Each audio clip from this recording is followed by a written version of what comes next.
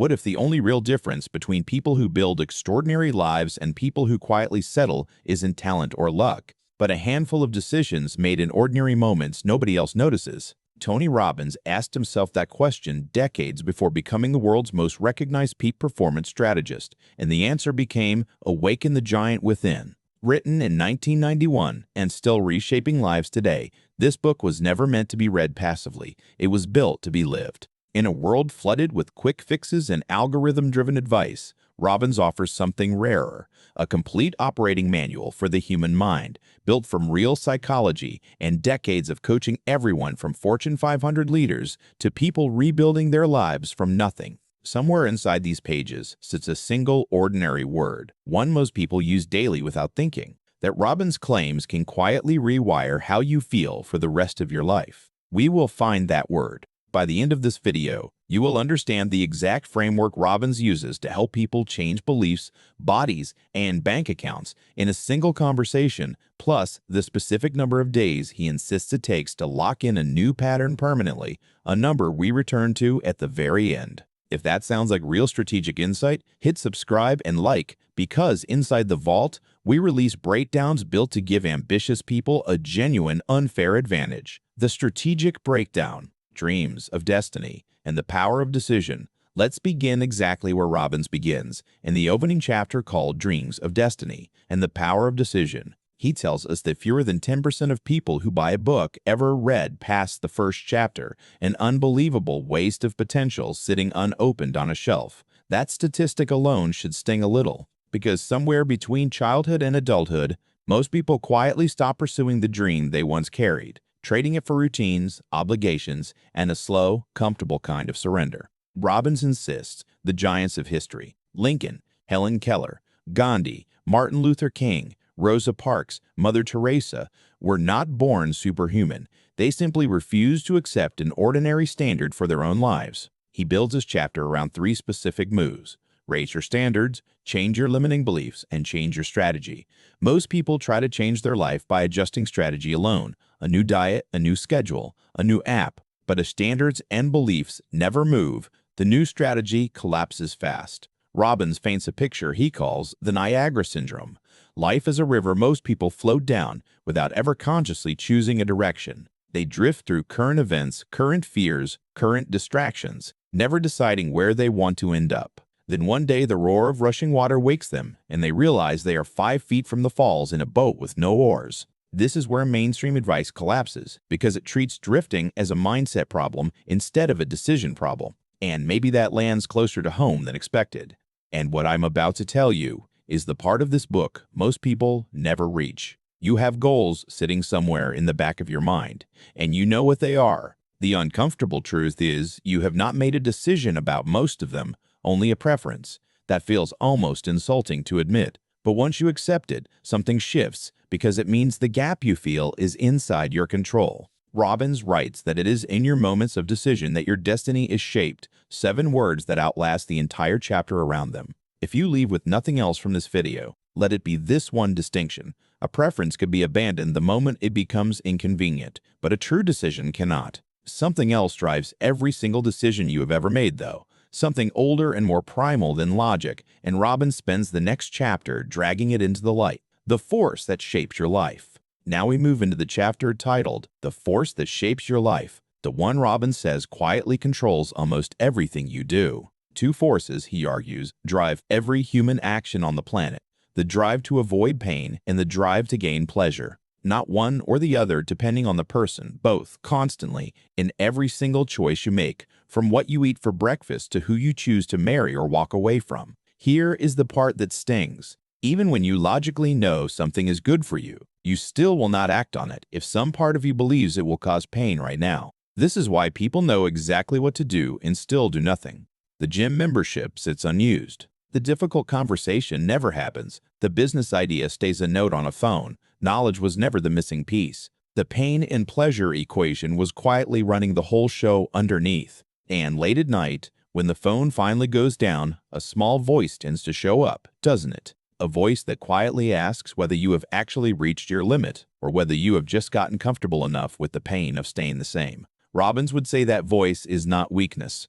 It is data. It means your current pain threshold has not yet been crossed, and until it is, no amount of motivation, inspiration, or 5 a.m. alarms will move you. Robbins explains that every one of us has a pain threshold, a point so high we vow never to touch it again. And that threshold is exactly why some people quit smoking after one scare, while others need a decade of warnings. The deeper layer most readers miss is that pain and pleasure are not enemies to defeat, they are tools to direct. The moment you learn to attach massive pain to staying the same and massive pleasure to changing now, your discipline problem disappears. But knowing that pain and pleasure run the show still leaves a bigger question unanswered, because two people can experience the exact same painful event and walk away with opposite beliefs about themselves and their future. One person survives a failed business and becomes cautious for life. Another survives the identical failure and becomes unstoppable. What comes next is where Robbins reveals the difference, and the answer has nothing to do with the event itself. The architecture of belief. Now we step into the chapter titled The Architecture of Belief, the one Robbins treats as the true engine room of the entire book, where he dismantles the idea that beliefs are simply thoughts. A belief, he writes, is a feeling of absolute certainty about what something means, built and reinforced until you stop questioning it entirely. And here is the unsettling part, confirmed by researchers long before Robbins wrote a word of this chapter. Your nervous system cannot tell the difference between something vividly imagined and something actually experienced. This next idea is the reason this book has stayed on bestseller lists for decades. Consider the experiment Robbins cites from Harvard researcher Henry Beecher, who gave 100 medical students 2 capsules, a red one billed as a stimulant and a blue one billed as a tranquilizer, with the contents secretly reversed. Roughly half of the students reacted according to the label instead of the actual chemistry inside the capsule.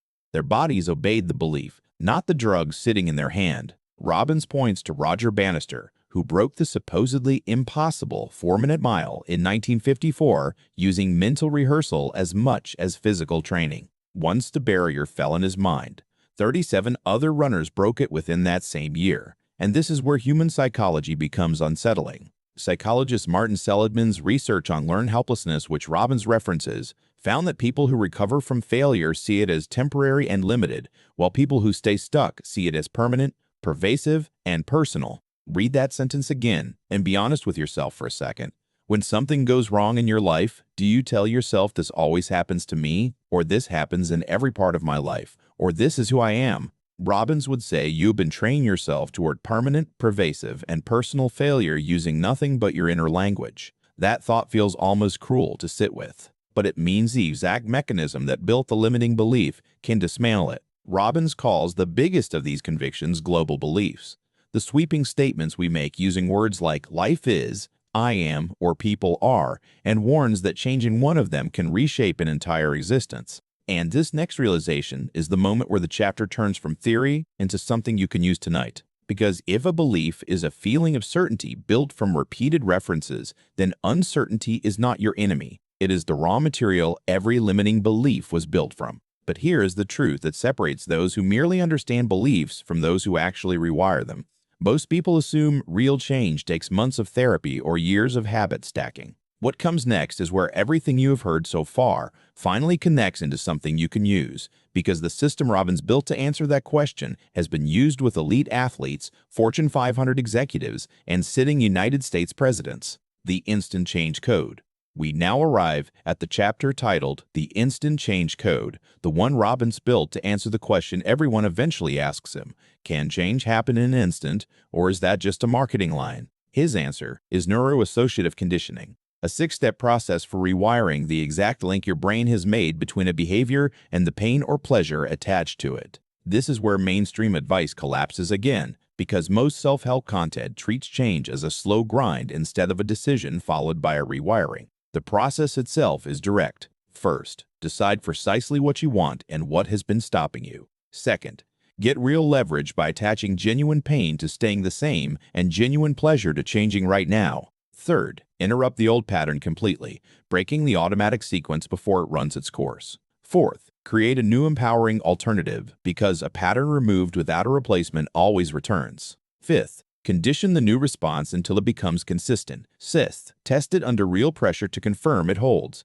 Robbins is blunt about why willpower keeps failing you, calling it a short-term loan that sooner or later comes due. That line lands uncomfortably if you have ever white-knuckled through a diet or deadline only to collapse when life got hard again. But here's the reversal hiding inside that discomfort. Willpower failing you was never proof you are weak. It was proof you were using the wrong tool for a job that required conditioning instead of raw force. Here is the part most people never fully absorb. Robbins is not describing motivation. Motivation fades within days, sometimes hours, the moment the initial emotional spike wears off. Neuro-associative conditioning is designed to outlast motivation entirely because it rewires the actual neural association your brain runs on autopilot long after the inspiration from watching a video like this one has quietly faded. Most people chase motivation their entire lives without realizing it was never the mechanism responsible for lasting change. But a freshly rewired pattern still needs somewhere permanent to live, some deeper structure that quietly decides which patterns even get triggered in the first place.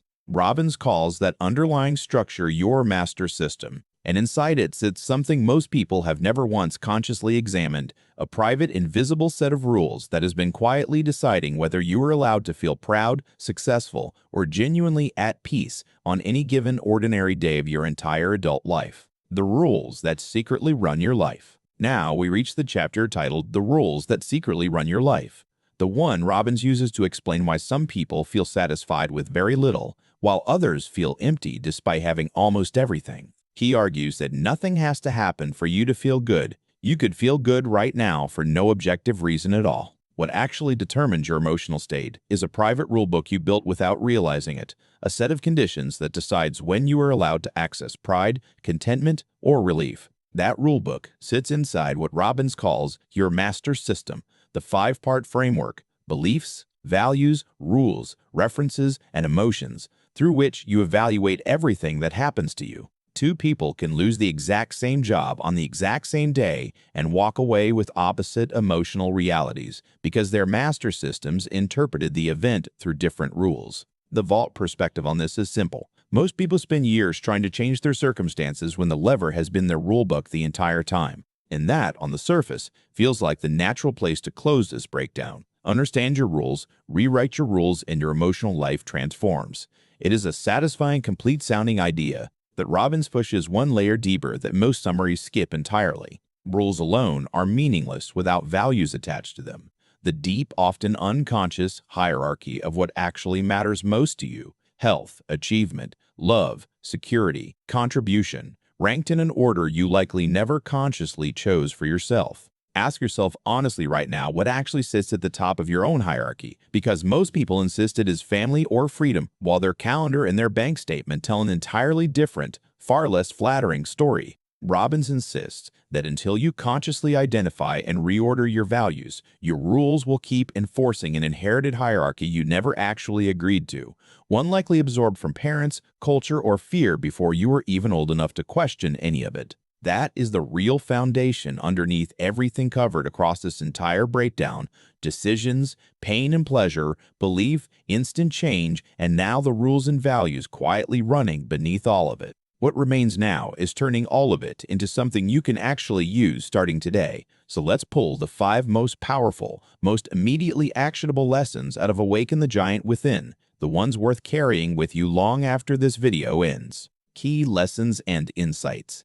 The word that quietly rewires you. The first lesson this book teaches, and the one we promise to circle back to at the start, is what we call the word that quietly rewires you. Remember the question we opened with, about a single ordinary word shaping your life. It is the habitual word you reach for to describe how you feel. Say furious every time you are mildly annoyed, and your body responds as if you're furious. Swap it for a word like peckish or mildly perturbed, and the emotional intensity changes within seconds. The 10% decision. The second lesson this book teaches is what we call the 10% decision. It circles back to that unbelievable statistic from Chapter 1 that fewer than 10% of people who buy a book like this one ever finish it. Simply reaching this point of the video, or finishing the book itself, already places you in a small, deliberate minority. Robbins would say that is not a coincidence. It is evidence of the exact standard you already hold yourself to, whether you have consciously recognized it in yourself yet or not. The 6-step reset.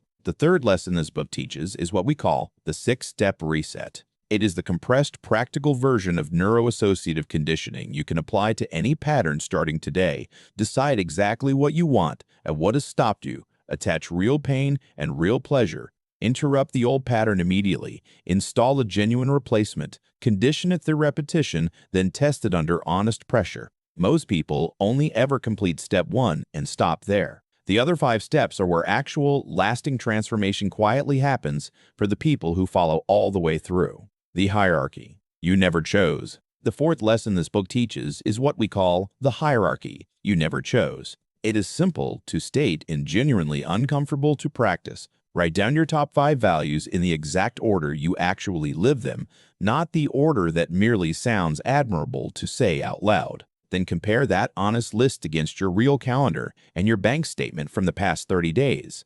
The gap you find there is not a moral failure. It is simply the clearest, most honest map of what needs to be consciously reordered next in your own life. The rule you are currently obeying. The 5th and final lesson this book teaches is what we call the rule you are currently obeying. Robbins builds much of the back half of the book around this idea that your private rules for feeling good are almost always far more complicated than your rules for feeling bad. Most people need 3 or 4 conditions met before allowing themselves real pride, but only one small thing needs to go wrong for them to feel like a total failure. Simplifying your own rules for happiness may honestly be the single fastest change available to you this week. The vault closing. Beyond every single framework and every technique covered tonight, what Awaken the Giant Within is really offering you is permission.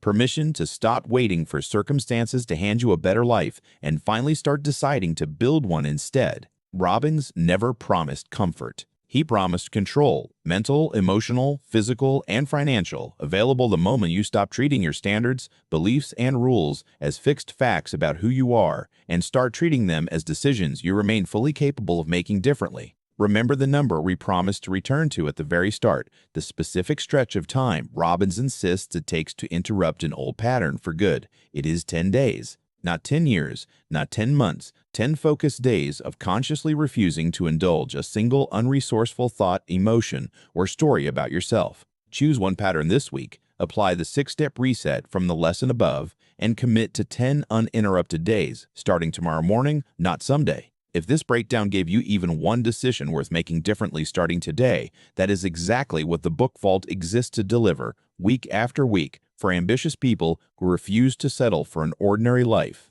Like this video, subscribe to the channel, and comment your single biggest takeaway down below, because inside the vault, real change genuinely starts the moment ambitious people stop consuming information quietly and start discussing it out loud, together as a community built entirely around one shared unfair advantage.